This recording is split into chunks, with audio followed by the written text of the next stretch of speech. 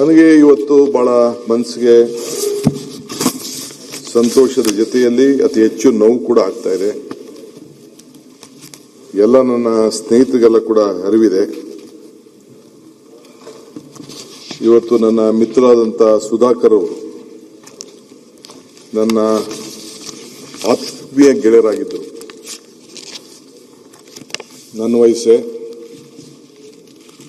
ಆತನ ಕೊನೆ ಉಸಿರು ಇಷ್ಟು ಜೊತೆಯಲ್ಲಿ ಇಷ್ಟು ಜಲ್ದಿ ಆಗ್ತದೆ ಅಂತೇಳಿ ನೀವು ಯಾರೂ ಬಯಸಿರಲಿಲ್ಲ.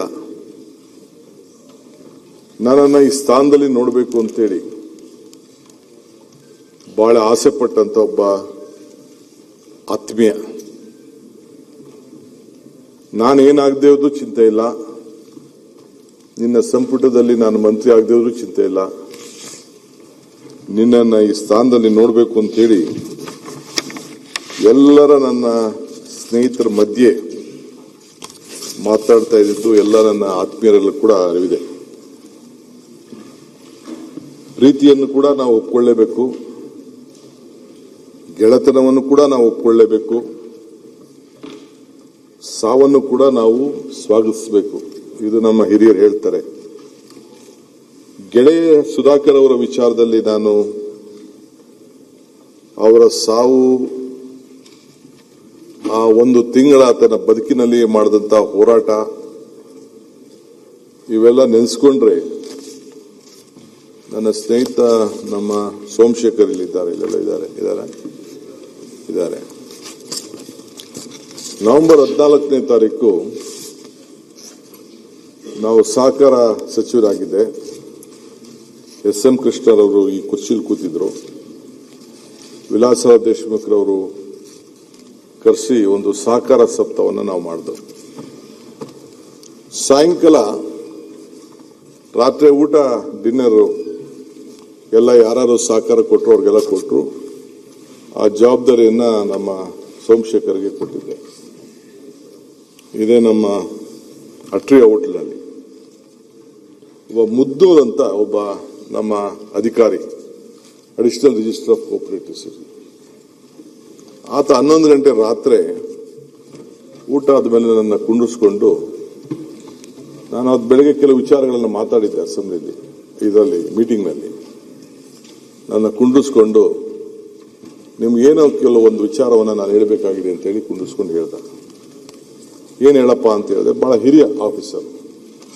ಕ್ಷಣಂ ಚಿತ್ತಂ ಕ್ಷಣಂ ವಿತ್ತಂ ಕ್ಷಣಂ ಜೀವನ ಮೇವಚ್ಚ ಯಮಸ್ಯ ಕರ್ಣಾನಾಸ್ತಿ ತಸ್ಮಾತ್ ಜಾಗೃತ ಜಾಗೃತ ಜಾಗೃತ ಅಂತ. ಅಂದ್ರೆ ನಿನ್ನ ಪ್ರತಿಯೊಂದು ಕ್ಷಣ ಕೂಡ ಬಹಳ ಪವಿತ್ರವಾದ್ದು.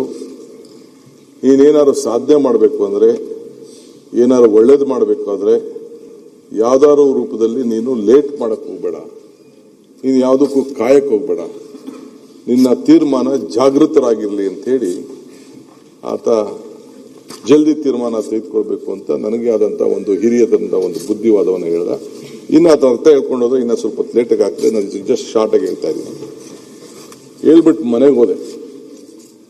ಮನೆಗೆ ಹೋಗಿ ಬೆಳಗ್ಗೆ 6:15 ಗಂಟೆ ನನ್ನ ಜೊತೆ ಅವತ್ತಿಂದ ಕೂಡ ಸುಮಾರು ಒಂದು 35 ವರ್ಷದಿಂದ ವಿಶ್ವನಾಥ್ ರೆಡ್ಡಿ ಅವರು ಅಂತ ಒಬ್ಬ ಇಲ್ಲಿದ್ದಾರೆ, ನನ್ನ ಸ್ಪೆಷಲ್ ಆಫೀಸರು, OST ಎಲ್ಲ ಇದ್ದಾರೆ, ಅಡ್ವೈಸರ್ ಎಲ್ಲ ಆಗಿದ್ದಾರೆ, ಆಗ PS ಆಗಿದ್ರು.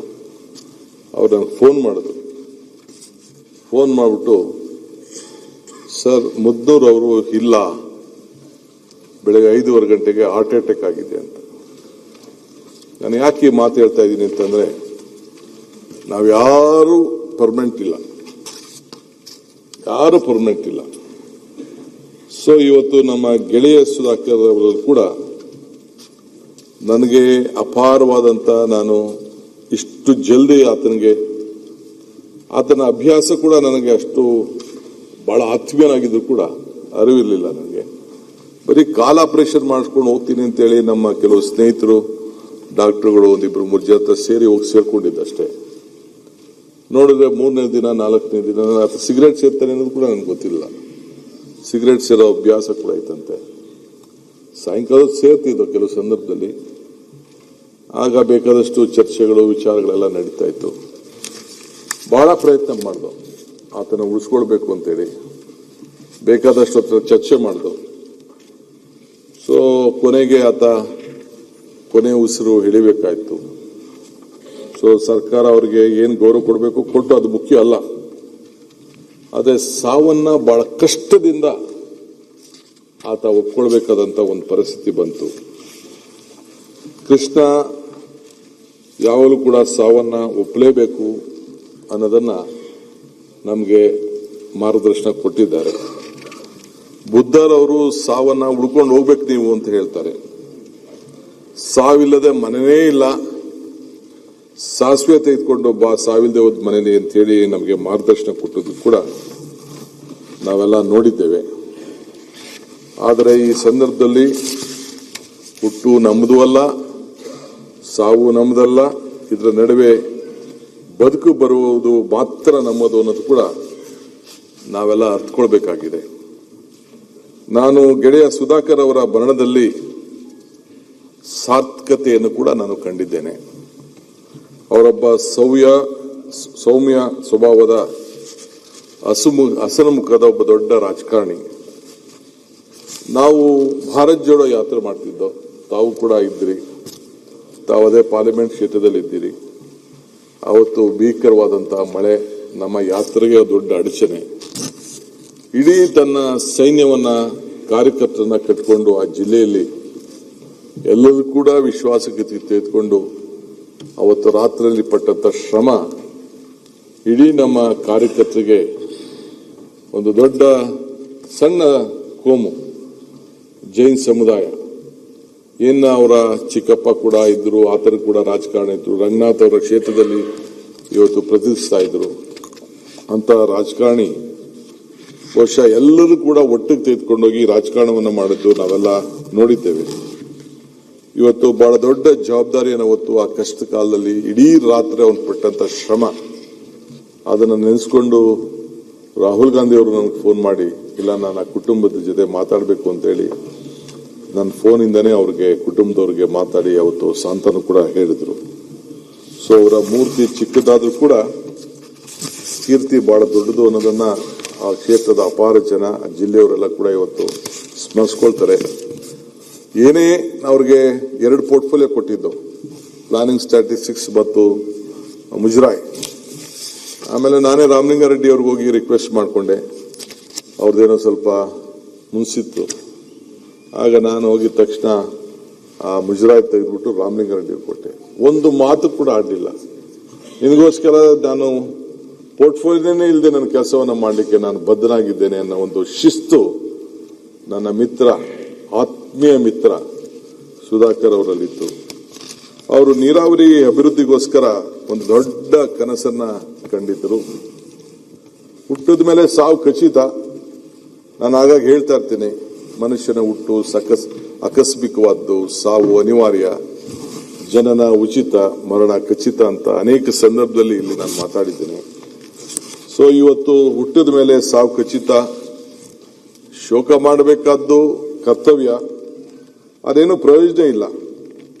ಆದರೆ ಅವರ ಪ್ರಮುಖವಾದಂತಹ ಕನಸುಗಳು, ಯೋಜನೆಗಳು ಆ ಜಿಲ್ಲೆಗೆ, ನೀರಾವರಿಗೆ ತಮ್ಮ ಜೊತೆಯಲ್ಲಿ ಕೈ ಜೋಡಿಸಿ ನೀರಾವರಿಗೆ ಏನು ಮಾಡಿದಂತ ಶ್ರಮ ಇದೆಯಲ್ಲ, ಅದು ನಿಜವಾಗ್ಲೂ ನಾನು ಒಪ್ಪಲೇಬೇಕಾದ್ದು. ಪ್ರತಿ ಹಂತದಲ್ಲೂ ಕೂಡ ನನ್ನ ಕೊನೆಗೆ ಆ ಜಿಲ್ಲೆಯಲ್ಲಿರುವಂತಹ ಒಂದು ನೀರಾವರಿ ಯೋಜನೆಗೆ ನನ್ನ ಕೈಯಲ್ಲಿ ಹೋಗಿ ಟ್ರಯಲ್ ರನ್ ಮಾಡಿಸ್ಬೇಕು ಅಂತೇಳಿ ಅವರು, ರಘುಮೂರ್ತಿಯವರು, ನಮ್ಮ ಪಪ್ಪಿಯವರು, ನಮ್ಮ ಗೋವಿಂದಪ್ಪನವರು, ಗೋಪಾಲ್ ಕೃಷ್ಣ ಅವರೆಲ್ಲ ಕೂಡ ನನ್ನ ಕರ್ಕೊಂಡೋಗಿ ಬಹಳ ದೊಡ್ಡ ಪ್ರಯತ್ನ ಮಾಡಿದ್ರು.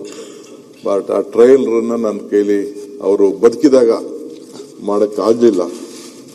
ಸೊ ಅವರ ನೆನಪಿನಲ್ಲಿ ನಾನು ಕೂಡ ಒಂದು ಏನು ಸಣ್ಣ ಒಂದು ನೀರಾವರಿ ಯೋಜನೆ ಇದೆ, ಅವರ ಹೆಸರನ್ನ ನಾಮಕರಣ ಮಾಡಬೇಕು ಅಂತೇಳಿ ನಾನು ನಿರ್ಧಾರವನ್ನು ಕೂಡ ನಾನು ಮಾಡಿದ್ದೇನೆ. ಸೊ ಅದಕ್ಕೆ ಸುಧಾಕರ್ ಯಾವತ್ತೂ ಕೂಡ ಬಹಳ ದೊಡ್ಡ ಅಮರರು ಅಂತೇಳಿ ನಾನು ಭಾವಿಸ್ಕೊಂಡಿದ್ದೇನೆ. ಹಿರಿಯರು ಹೇಳ್ತಾರೆ, ಕೊರಗಲೇಕೆ ಮರಗಲೇಕೆ, ಹುಟ್ಟಿ ಬದ್ದದ್ದೇಕೆ ಹಳಲೇಕೆ, ಸುಖವೇ ಬರಲಿ ದುಃಖವೇ ಬರಲಿ, ರೋಗ ಭೋಗವೇ ಇರಲಿ, ಎಲ್ಲ ಹೊತ್ತು ಋಣ ತೆತ್ತು ಮುಂದಿನ ಪುಣ್ಯದ ಬೀಜ ಬಿತ್ತು ಅಂತೇಳಿ, ಹಂಗೆ ಆತನ ಸಾವಿನ ಯಜಮಾನ ಇವತ್ತು ಭಗವಂತ. ಈತ ಈ ಜಗತ್ತಿನಲ್ಲಿ ಅವರು ಮಾಡಿದಂಥ ಸೇವೆಯನ್ನ ಒಬ್ಬ ಮಂತ್ರಿ ಬಹಳ ಚಿಕ್ಕ ವಯಸ್ಸಿನಲ್ಲಿ ಅವ್ರ ಕುಟುಂಬ ಬಲ್ಲೆ, ಇವತ್ತು ಅವ್ರಿಗೆ ದೊಡ್ಡ ಅಪಾರವಾದಂಥ ಅಭಿಮಾನಿಗಳು, ಸ್ನೇಹ, ಅಜಾತ ಶತ್ರುವನ್ನ ರೀತಿಯಲ್ಲಿ ಬೆಳೆದಂಥ ಒಂದು ಸಣ್ಣ ಕೋಮು ಜೈನ್ ಸಮುದಾಯ ಇವತ್ತೆಲ್ಲ 1,000 ಇಲ್ಲ, ತಮಗೂ ಗೊತ್ತಿದೆ. ಆ ನನ್ನ ಸ್ನೇಹಿತ ಇವತ್ತು ಇಲ್ಲ. ಬಹುಶಃ ಅದಕ್ಕೆ ನನಗೆ ಬಹಳ ದುಃಖ ಈ ಸಂದರ್ಭದಲ್ಲಿ ನಾನು ಹಂಚಿಕೊಳ್ಳಲೇಬೇಕಾಗಿದೆ.